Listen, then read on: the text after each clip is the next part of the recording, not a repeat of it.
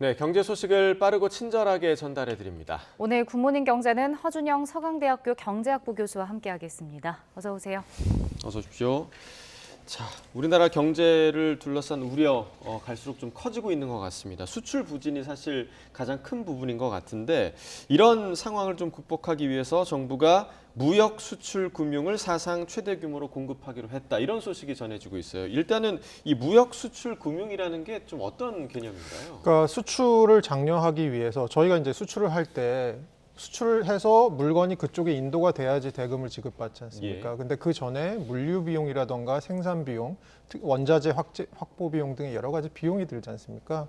이런 비용들이 사전적으로, 그러니까 대금을 지급받기 전에 드는 비용들이 예를 들어서 굉장히 좋은 기술을 갖고 있는 기업임에도 불구하고 시장성이 있음에도 불구하고 이런 대금들이 모자라서 예를 들어서 수출에 어려움을 겪는다. 그러면 미리 정부가 이런 기업들에게 융자를 해주고 그리고 나중에 이것들을 대금 지급이 완료됐을 때 기업들이 갚을 수 있게 하는 그런 방식으로 지원을 해주는 게 수출 금융 혹은 무역 금융이라고 부르는 부분이고요.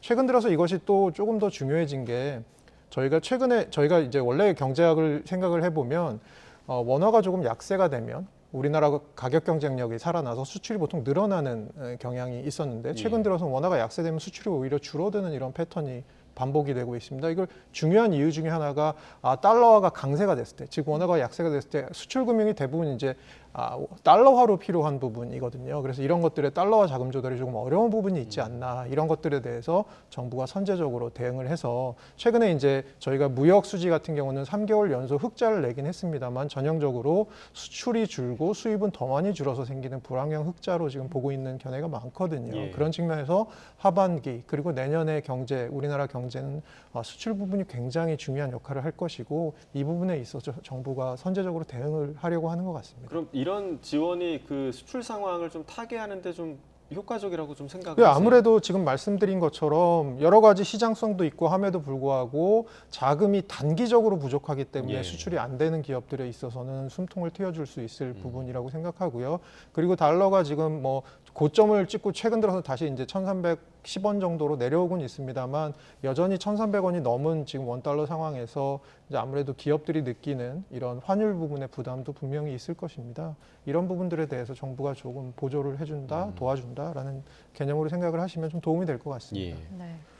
그리고 또 정부가 반도체 지원에도 속도를 내기로 했는데 특히 그 용인 반도체 국가산업단지에 대한 예비 타당성 조사를 면제하기로 했거든요. 용인 반도체 국가산업단지 설명부터 좀 해주시죠. 그러니까 올 초에 3월경에 정부가 한 15개 정도의 국가산업단지를 이제 전략적으로 육성을 하기로 발표를 했었습니다. 그 중에 하나가 이제 용인에 있는 반도체 이제 국가산업단지인데요. 여기가 이제 크기가 어느 정도가 되냐면 한 축구장 한 1,000개 정도, 여의도에 한 2.5개 정도의 크기인데요.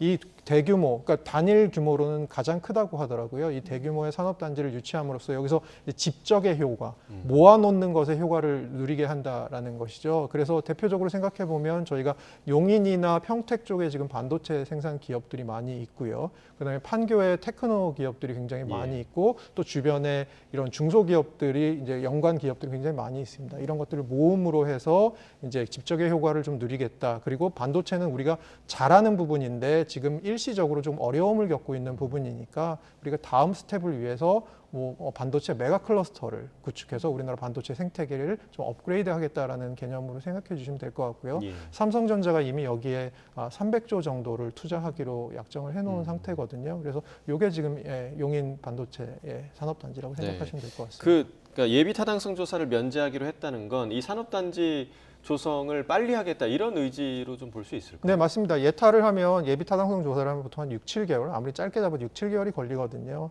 이미 이 산업단지는 원래 7년 정도 플랜을 갖고 세웠었는데 한번 빨리 하자 그래서 공기를 줄여서 5년 정도로 지금 단축해 놓은 상태입니다. 거기에다가 예타까지 면제를 하면 추가적으로 뭐 한 7개월에서 한 1년 정도 단축되는 효과가 있을 거니까요. 이것들을 조금 속도감 있게 전개하자라는 측면에서 이해를 해주시면 될 것 같습니다. 네. 그리고 또 최근에 이제 조선업이 또 주목을 받고 있는 산업으로 꼽히고 있는데 정부가 조선업 인력 양성을 총력 지원하겠다라는 방침을 내놨거든요. 그 배경이 어디에 있을까요? 우리나라 조선업이 사실 한때는 우리나라 수출의 또 주력 산업이었었습니다. 근데 이게 이제 수주 잔고로 봤을 때는 2011년에 피크를 치고 그 이후로는 수주 잔고가 계속 줄었었습니다. 그러다가 지금 한 12년 만에 2011년에 필적할 만한 굉장히 높은 수주 잔고를 지금 보이고 있고 다시 살아나는 기미가 보이고 있고요. 그래서 작년에 비해서 뭐 상반기 기준으로 보면 작년보다 한 수출이 10% 넘게 늘었고 그 다음에 지금 그린 저희가 굉장히 친환경 선박 이런 얘기들을 많이 하지 않습니까? 그런 선박에 지금 올해 절반 정도, 전 세계 절반을 수주했고 굉장히 좋은 상황입니다.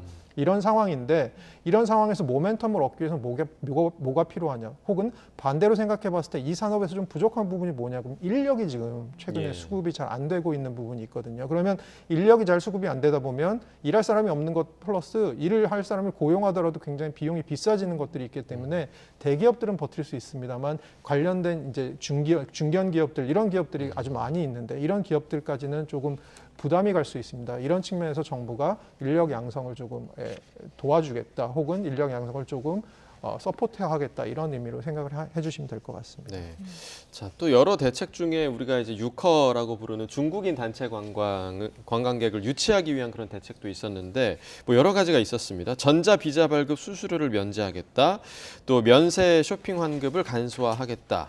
그리고 목표치를 한 150만 명을 잡기도 했는데 이런 대책은 좀 효과가 있을까요? 뭐 효과가 없지는 않겠지만 또 저희가 또 한편으로는 좀 봐야 될 부분이 있는 것이요. 그러니까 지금 중국이 저기 그림에도 나오고 있지만 저희가 2019년 코로나 이전보다는 한 지금 10분의 1 조금 넘게 들어온 상황이고 올해 한 200만 명 정도 잡고 있는데 사실 지금 말씀하신 대책과 함께 저희가 좀 눈여겨보아야 될 부분 중국 내부의 관광객들의 어떤 구성의 변화 같은 걸 좀 봐야 됩니다. 최근에 조사를 해봤더니 중국의 해외 관광을 나가시는 분들이 점점 조금 더 고소득층, 그러니까 소득이 좀 높은 쪽으로 옮겨가고 있고요. 그리고 이분들이 단체 관광보다는 좀 개인 관광을 선호한다 이런 것들이 조금 나오고 있습니다. 그래서 이런 부분들에 맞춰서 기존에 조금 중저가의 관광이 많았다면 이런 것들을 조금 개인 관광, 조금 더 프리미엄된 관광 이런 쪽으로 전환하는 것이 필요하고요. 또 하나가 항공편입니다. 항공편이 저희는 내일 늘리자라고 하면 늘릴 수 있을 거라고 생각하는데 이 항공편을 늘리는 게 생각보다 굉장히 오랜 시간이 걸린답니다. 그 이유가 이미 다른 곳에 배치되어 있는 항공편들을 다 조정을 하고 그리고 시장성 같은 걸 확보하고 이런 것들이 굉장히 시간이 오래 걸린다고 하거든요. 이런 측면에서 조금 미리 저희가 선제적으로 좀 움직일 필요도 있다고 생각하고요. 또 한편으로는 최근에 하여튼 어쨌든 간에 한국과 중국 사이가 그렇게 예전만큼 뭐 2019년 그때만큼은 좋은 사이가 아닌 것으로 지금 보이니까요. 그런 부분에 있어서 좀 양국 간에 이제 최근 들어 쌓였던 감정들이 좀 누그러지는 과정들을 통해서 좀 유커들이 좀 더 들어올 수 있는 계기가 되기를 바라고 있습니다. 네. 중국 내 상황도 좀 살펴보면 중국 당국이 경기 부양에 좀 고심하는 분위기인데 부동산 회복을 위해서 주담대 규제를 풀었는데 이 첫날에 베이징에서만 아파트 3천여 채가 팔렸다고 하거든요. 좀 회복을 할 수 있을 걸로 보시나요? 저는 약간 이게 근본적인 대책이라기보다는 대증적인 대책이라고 생각을 하고 있는데요. 그러니까 지금 뭐 주담대 풀어주고 그다음에 지금 주택을 갖고 있지 않으면 원래 중국에서는 생애 첫 주택에 대해서만 이제 혜택이 있었거든요. 그것을 지금 자기가 주택을 갖고 있지 않으면 마치 생애 첫 주택처럼 다시 구입을 할 수 있게 해준다거나 아니면 대출 금리를 깎아준다거나 이런 여러 가지 부양책을 하고는 있는데요. 근본적으로는 지금 중국 부동산 시장에 대한 회의론 이것들이 중국 국내에서도 굉장히 많이 퍼지고 있는 상황, 부동산 경기가 살아나지 않고 있는 상황, 여전히 부동산 시공사들 예를 들어 저희가 생각하는 뭐 비구이안이나 아니면 헝다 같은 그룹들이 이제 아직까지도 자금 사정에 어려움을 겪고 있는 상황이기 때문에 이것들에 대해서 조금 더 근본적인 해결책이 나오지 않는다면 뭐 사실 이제 찻잔 속의 태풍에 좀 그칠 가능성이 크다. 뭐 반대로 생각하면 그렇게 오래 가지 않을 일시적인 흥행일 가능성이 크다라고 저는 보고 있습니다. 네, 그러니까 중국 경제와 관련해서 계속해서 좀 미봉책이라는 비판이 좀 나오고 있는 것 같고요. 또 이제 우리나라 그 경제 회복을 위해서는 대중 수출이 회복돼야 하는 부분이 굉장히 좀 큰데 그 중에서도 이제 반도체 수출 문제가 좀 크잖아요. 그런데 중국에서 자체적으로 7나노급 반도체를 생산했다 이런 소식이 들려왔습니다. 이게 사실 7나노급이 어느 정도인지 좀 감이 안 잡히는데 어떤 개념인가요? 이게 뭐 작으면 작을수록 높은 기술이라고 생각하시면 되고요. 저희가 생각해 볼 때 도체라고 하는 게 전기가 통하게 하는 물질인데 이 도체는 기본적으로 전자가 이렇게 지나가는 길이 있다면 그 지나가는 길에 불순물들이 있기 때문에 어쨌든 간에 발열이 생기고 효율성이 떨어집니다. 반도체는 특정한 상황에서 전기가 통하는 거니까 마찬가지의 논리를 적용할 수 있겠죠. 그래서 이게 길이 좁으면 좁을수록 저희는 지하철 통로가 좁으면 좁을수록 저희는 앞에 있는 사람이랑 부딪힐 가능성이 예. 크고 그러다 보면 당연히 열이 발생할 가능성이 크잖아요. 마찬가지로 7나노라는 것은 이전 기술보다 더 작아진 거. 근데 이게 언제적 기술이냐 하면 예를 들어서 그 애플에 들어가는 프로세서로 생각하면 이게 2018년에 들어가던 기술입니다. 그래서 지금으로부터는 한 5년 정도 전의 기술이라고 생각을 하시면 되고요. 최근에는 TSMC 같이 타이완 기업에서는 4나노까지 만들고 있습니다. 더 작은 걸 만들고 있거든요. 근데 문제는 뭐냐? 최근 미국에서 계속해서 대중 반도체 압박을 하고 있는데도 불구하고 중국이 자체로 이것들을 개발했다라는 것이 저는 어떻게 보면 미국에서 조금 더 놀라고 있는 부분인 것 같고요. 예. 이것들이 아까 말씀드린 대로 기술 격차가 좀 있기 때문에 아무래도 우리나라 기업들을 당장 위협할 것으로 보이진 않지만 최근 들어서 미국이 우리나라 반도체 기업들에게 중국에다가 공장 짓고 하는 거 하지 말고 중국에다가 반도체 기술 돌리지 마라고 얘기하는 것들을 약간 그래도 유예해 줬었거든요. 왜냐하면 우리나라 기업들이 이미 중국에서 활동을 많이 하고 있어서요.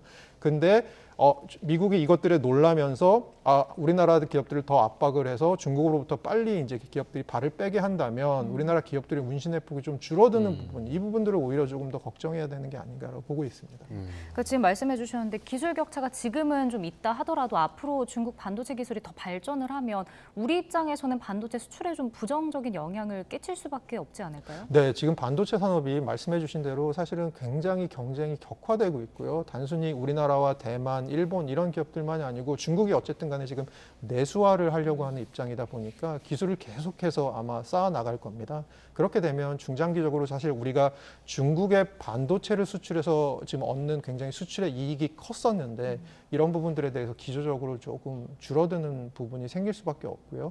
사실은 여기에 대해서는 더 고부가가치 산업으로 고부가가치 반도체로 대응을 하는 수밖에 없다라는 생각이 듭니다. 네, 그러니까 여러 가지 국내 경제에 좀 부정적인 영향을 미칠 만한 요소들이 많아지고 있는데 사실 뭐 우리나라 인구 문제도 굉장히 좀 심각하잖아요. 지난 6월에만 인구가 8,000명이 넘게 줄었다고 하더라고요. 그래서 6월 기준으로는 역대 가장 큰 감소폭을 기록했는데 이런 인구 감소, 국내 경제에 어느 정도 영향을 좀 미칠까요? 이게 그 골드만삭스에서 올 초에 나왔던 보고서가 있습니다. 물론 그 보고서는 그냥 골드만삭스의 보고서일 뿐인데요. 사실 2075년 정도가 됐을 때, 지금으로부터 한 50년 정도가 지나면 한국이 어느 정도 위상일까? 지금 저희가 한 13위 정도의 경제인데 전 세계에서 훨씬 떨어질 거라는 겁니다. 그 가장 큰 이유가 인구가 줄어들 거라는 이유고요. 인구가 줄어들면 경제에 당연히 부정적인 영향을 주는데 저희가 보통 생각하면 경제 발전은 세 가지 팩터가 가장 중요하거든요. 첫 번째는 생산성이고요. 두 번째는 자본, 얼마나 많은 기계와 공장들이 있는지, 그리고 마지막에 이제 얼마나 많은 노동력이 있는지인데 결국 인구 감소라는 것이 이 노동력의 감소, 생산 가능 인구의 감소를 통해서 우리나라 국가 경쟁력을 떨어뜨릴 것이다. 그리고 이것은 다른 어느 나라보다도 스피드가 지금 빠르다, 안 좋은 쪽으로. 그것이 이제 좀 부정적으로 보고 있는 부분 같고요. 사실 거기에 관련돼서 제가 한 말씀 더 드리고 싶은 게 이게 비단 고령화, 그러니까 노령 인구가 더 오래 살게 되셔서 뿐만이 아니고 저출산도 지금 영향이 있잖아요. 여기에 있어서 남녀분들의 지금 노동시장의 노동 공급 이런 것들의 이슈, 그래서 노동시장의 구성 비율이 바뀌면서 또 비혼이 늘어나면서 저출산이 되면서 또 노동 공급이 어떻게 되는지 이런 부분들에 대해서 조금 저희가 면밀하게 볼 필요는 분명히 있을 것 같습니다. 네. 확실히 좀 국가적으로 가장 심각하게 생각해야 할 문제임은 확실한 것 같습니다. 네, 오늘 굿모닝 경제 여기까지 듣겠습니다. 허준영 교수와 경제 이야기 나눠봤습니다. 고맙습니다. 고맙습니다.